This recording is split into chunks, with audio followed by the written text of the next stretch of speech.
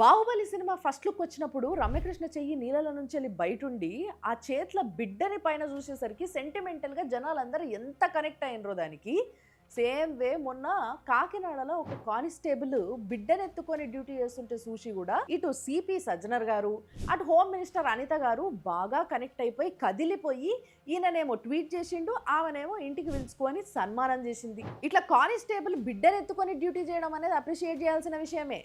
కానీ ఈమె 3 నెలల క్రితము దొంగదారుల టీచర్ అయింది. ఇదంతా సోషల్ మీడియాలో అందరూ ఆమెను పొగుడుతా ఉంటే ఒక 3 నెలల క్రితం ఆమె గురించి వచ్చిన వార్త ఏదైతుందో పేపర్లో అది బయటకు వచ్చేసరికి ఇప్పుడు ఈ విషయం తెలిసింది అన్నట్టు. ఈమె కానిస్టేబుల్, ఈమె భర్త తాతారావు కూడా కానిస్టేబులే. కానీ మొన్న డిఎస్సి నోటిఫికేషన్స్ పడ్డప్పుడు దొంగ ఈడబ్ల్యూఎస్ సర్టిఫికేట్ పెట్టి ఈమె ఉద్యోగం కొట్టింది. ఈ విషయం బయటికి తెలిసేసరికి ఈమెను సస్పెండ్ చేసిండ్రు.